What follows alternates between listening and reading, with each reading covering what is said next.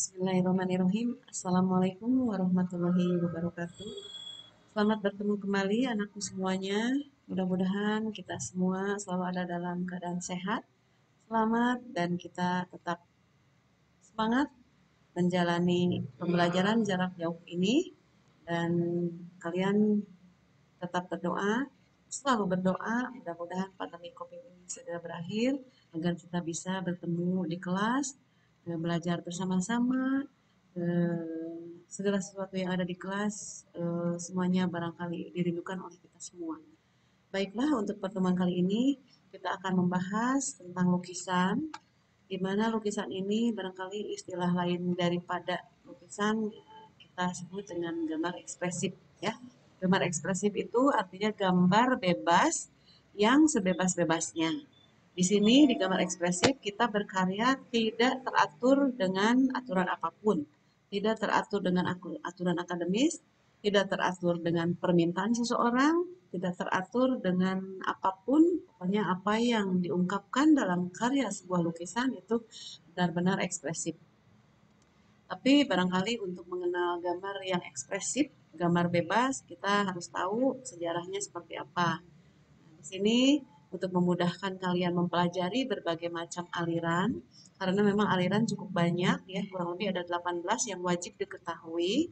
Nah, di sini Ibu urutkan berdasarkan periodisasi, berdasarkan apa yang sudah Ibu analisa, Ibu lihat dari berbagai macam eh, bentuk visual yang ada dalam setiap karya lukisan yang ada.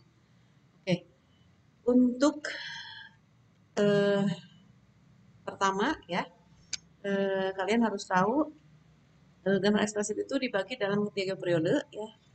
Kalau kalian tidak menemukan di buku-buku ada periodisasi seperti ini, barangkali ini hanya trik ibu saja mengelompokkan berbagai aliran lukisan supaya kalian mudah paham, mudah mengingat, karena memang ya kalian tahu ya cukup sulit mengingat aliran-aliran yang ada ya.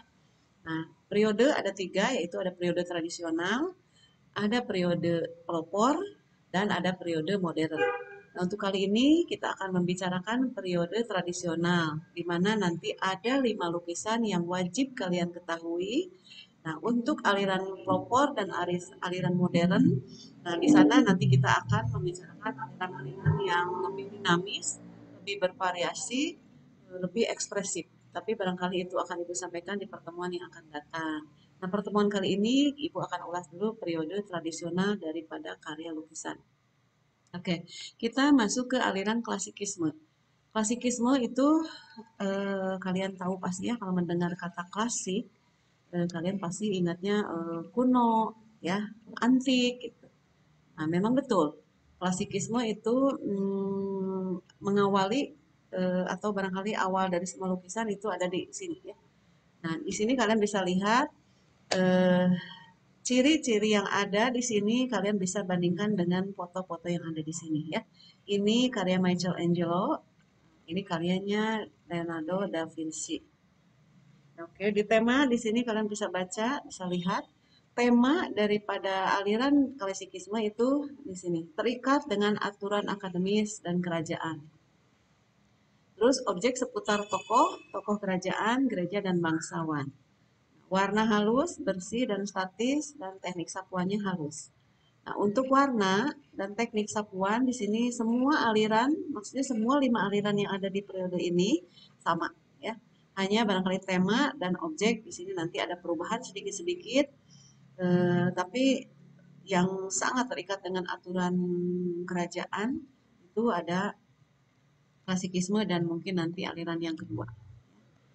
Klasikisme di sini diatur dengan aturan akademis. Aturan akademis di sini maksudnya aturan eh, aturan lembaga ya, lembaga pendidikan yang ada pada saat itu, lembaga pendidikan seni maksudnya. Jadi semua siswa yang belajar di sana diatur ya. Jadi mereka dalam berkarya semuanya diatur. Gurunya seperti ini, karyanya anaknya pun mungkin seperti itu. Jadi di sini tidak berkembang total ya, karena semuanya harus mengikuti aturan akademis. Nah, sehingga di periode eh, tradisional, semua karya hampir sama, hanya mungkin objeknya aja yang ada sedikit perbedaan. Nah, kerajaan, sini kita bahas kerajaan, aturan akademis kerajaan. Kita tahu di abad 18 ya, kurang lebih 18 sampai 19, semua negara-negara di Eropa itu ya mereka segala sesuatunya diatur oleh raja. Sehingga tidak heran pada saat itu banyak raja-raja yang absolut, raja-raja yang apa istilahnya sangat ketat aturannya sehingga kalau tidak dituruti barangkali ya sanksinya ya kena hukuman berat ya.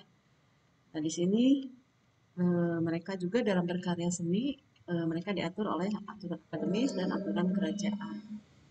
Aturan akademis ya mungkin dari segi pewarnaan, teknik sapuan halus eh, itu mereka harus mengikuti aturan itu semua. Terus kerajaan di sini maksudnya jadi apa yang dilukis dalam karya mereka, mereka banyak wajib barangkali mencantumkan atau mengangkat tema daripada orang-orang seputar kerajaan. Sehingga di aliran ini yang bermunculan yaitu lukisan dalam bentuk foto-foto raja, ya, foto-foto orang-orang gereja dan foto para bangsawan. Oke, berikutnya kita masuk ke aliran yang kedua yaitu neoklasik. Neoklasikisme ini aliran baru setelah setelah klasik. Di sini ada sedikit perubahan, walaupun warna, teknik dan yang lainnya sama, perubahannya di sini mungkin di objek. Objeknya seputar kegiatan di kerajaan, tapi lebih dinamis. Kalau di klasik itu objeknya orang-orang kerajaan, nah kalau di neoklasik itu seputar kegiatan di kerajaan, ya perang, makan malam atau pesta atau ya yang lain-lainnya. Jadi di sini udah ada ilustrasi, ilustrasi ya ada cerita, ya. Tokohnya kalian bisa lihat di sini ada JJ David, JJ maksudnya Jacques Louis David, karyanya ini, dan Agustus Ingres karyanya ini, ya. Pada misalnya nanti kalian boleh bisa lihat sendiri, bisa cari sendiri di media yang lain. Berikutnya kita masuk ke aliran yang ketiga yaitu naturalisme. Naturalisme di sini sama, ini dari segi pewarnaan masih menggunakan teknik sapuan halus, ya, karena memang di sini juga masih terikat aturan kerajaan. Hanya mungkin tema yang berbeda. Di sini kebanyakan objeknya menampilkan pemandangan alam. Kenapa pemandangan alam? Karena mungkin mereka di generasi aliran ke satu, di aliran kedua mereka jenuh barangkali melukis ya berkarya di dalam ruangan terus dengan tema-tema orang kerajaan terus ya mereka berkelompok mencoba melukis di luar sekitar danau ya karena di sekitar kerajaan itu ada danau namanya Danau Barbizon. Nah sehingga mereka dikenal dengan pelukis Barbizon yang dipelopori oleh John Constable, William Bliss Baker. Kita di Indonesia punya tokohnya yaitu Abdullah Suryo Subroto dan Basuki Abdullah. Berikutnya kita masuk ke realisme. Realisme sama ya, warna dan teknik masih sama seperti di aliran sebelumnya. Nah, di sini temanya sudah sedikit naik lagi. Tadi pemandangan alam, dan sekarang mereka sudah berani menampilkan orang-orang kecil di sekitar mereka. Mereka beranggapan, kenapa yang harus jadi objek lukisan itu orang kaya semua, orang terpandang semua. Padahal di sekitar kita juga masih banyak orang-orang yang butuh perhatian. Salah satunya adalah contoh para petani ini. Ya. Ini dijadikan objek oleh mereka yang lebih peka terhadap kehidupan masyarakat sekitar. Ini karyanya Gustav Courbet dan yang ini karyanya Barli. Ya, karya Barli, Sastra Winata, Sasmita Winata ini salah satu tokoh aliran realisme di Indonesia. Berikutnya kita masuk ke aliran romantisme. Nah, romantisme kalian masih tetap lihat pewarnaan yang sama dengan warna-warna lukisan sebelumnya. Nah, hanya di sini barangkali di tema dan objeknya di sini lebih dinamis dari keempat aliran sebelumnya. Ya, di sini tema dan objeknya berupa kejadian yang dahsyat. Jadi di romantisme itu karya yang tampil itu berupa tragedi atau kejadian yang mungkin terjadi tiba-tiba pada saat itu. Ini perkelahian antara kuda dan apa tuh harimau. Ini karyanya Raden Saleh ya. Karya ini karyanya Theodore Géricault. Ini terkenal lukisan yang paling terkenal di masa itu. Nah, ini menceritakan tentang badai laut yang terjadi. Mereka menggunakan rakit Medusa ini ya. Rakit ini terdampar di pinggir laut dalam keadaan yang mungkin hampir semua orang sudah mati kena badai pada saat itu. Kalau zaman sekarang mungkin tsunami barangkali ya. Di sini orang-orangnya yang meninggal ada dibuatkan. Nah, romantisme ya tragedi seperti ini salah satu contoh karya yang dibuat sehingga karya ini memang paling terkenal dari semua karya dan Theodore Géricault itu dianggap sebagai pelopornya.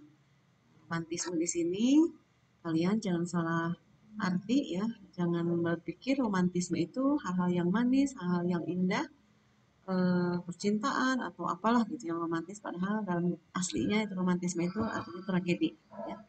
Jadi dalam aliran romantisme itu para seniman itu mengangkat tema tentang kejadian-kejadian luar biasa yang mungkin pada saat itu terjadi. Oke, untuk pertemuan kali ini barangkali materi yang Ibu sampaikan cukup di sini dulu. Kalian silahkan pahami betul-betul apa yang menjadi ciri khas daripada masing-masing lukisan.